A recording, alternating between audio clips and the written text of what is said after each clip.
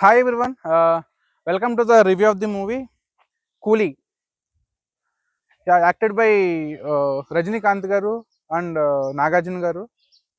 Yeah, coming to the movie,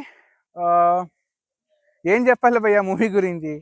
ఒక కూలీ movie చూసామని చెప్పాలా, లేకపోతే జైలర్ మూవీ రిప్లికా చూసామని చెప్పాలా, ఏమని చెప్పాలి. ఎన్ని ఎక్స్పెక్టేషన్స్ వెళ్తున్నాం థియేటర్కి, అసలు మూవీ ఎటు వెళ్తున్నాయి ఈ ఈ రోజుల్లో. పాన్ ఇండియా లెవెల్లో చెప్పుకున్న మూవీస్ ఈ విధంగా తీసేదని నాకు అనిపించింది. ఇది మల్టిపుల్ లాంగ్వేజెస్లో అనేది రిలీజ్ అవ్వడం జరిగింది, లైక్ హిందీ, తెలుగు, తమిళ్, ఇలా చూసుకుంటే మల్టిపుల్ లాంగ్వేజెస్లో మూవీ అనేది రిలీజ్ చేశారు.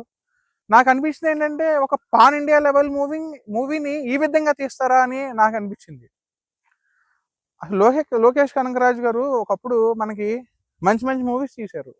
లైక్ ఎగ్జాంపుల్గా మనకి విక్రమ్. ఆ విక్రమ్ మూవీ ఒక్కటి చాలు మనకి. ఈయన లోకేష్ కనగరాజ్ మూవీస్కి వెళ్ళటానికి ఒక ఎక్స్పెక్టేషన్స్ పెట్టుకుని, అరే ఈ ఈ రీసెంట్ డేస్లో ఎప్పుడు లవ్ ట్రాక్ అని కాకుండా, లేదంటే సెంటిమెంటల్ కింద కాకుండా కొత్త తరం మూవీస్ వస్తున్నాయి అని చెప్పడానికి ఒక లోకేష్ కనగరాజ్ గారు అనేది ఒక విక్రమ్ లాంటి మూవీ చూసి మనలాంటి మూవీ లవర్స్కి ఒక స్కోప్ అనేది ఇచ్చారని నాకు అనిపించింది. అదే విధంగా అదే ఎక్స్పెక్టేషన్స్తో నేను ఈ మూవీకి వెళ్ళడం జరిగింది. ఈ మూవీ చూసినప్పుడల్లా కూడా మనకి ఈ సినిమా ఎక్కడో కూడా మనకు ఒక లోకేష్ కనగరాజ్ గారి సిగ్నేచర్ అయితే కూడా ఎక్కడే ఉండదు. మనం పర్టికులర్ ఏదన్నా రివ్యూ గురించి చెప్పుకోవాలంటే పాజిటివ్స్ చెప్పుకోవచ్చు, నెగిటివ్స్ చెప్పుకోవచ్చు. బట్ మనం ఇప్పుడు ఈ సినిమాకి చూసుకోవాలంటే పాజిటివ్స్ ఏమి చెప్పుకుంటాం, నెగిటివ్స్ ఏం చెప్పుకుంటాం, అసలు మూవీలో ఏముందని చెప్పుకోవాలి. సరే, ఇప్పుడు చెప్తాను అసలు ఏంటి మూవీ అనేది ప్రాపర్ ఎగ్జిక్యూషన్ అయితే అవ్వలేదు. నాకు అనిపించింది ఏంటంటే, లోకేష్ కనగరాజు గారు అనుకున్న స్టోరీ ఇదేనా, ఇదే పేపర్ మీద రాసుకున్నారా, అదే ఇంప్లిమెంట్ చేశారు, అనుకున్నది ఇంప్లిమెంట్ అయిందా లేదా. నాకు ఇదైతే కూడా ఎక్కడో కూడా లోకేష్ కనగరాజు గారు తీసిన మూవీ అయితే నాకు అనిపించలేదు.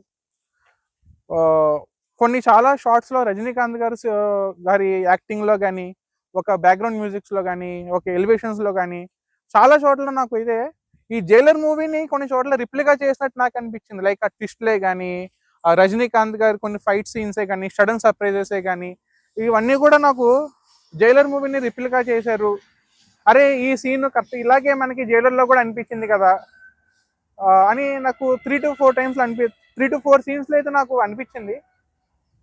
అండ్ అట్లాగే మూవీలో అన్ని కోమియాస్ని ఎందుకు పెట్టారు నాకు అది అర్థం కాల. అసలు అవసరం ఏముంది.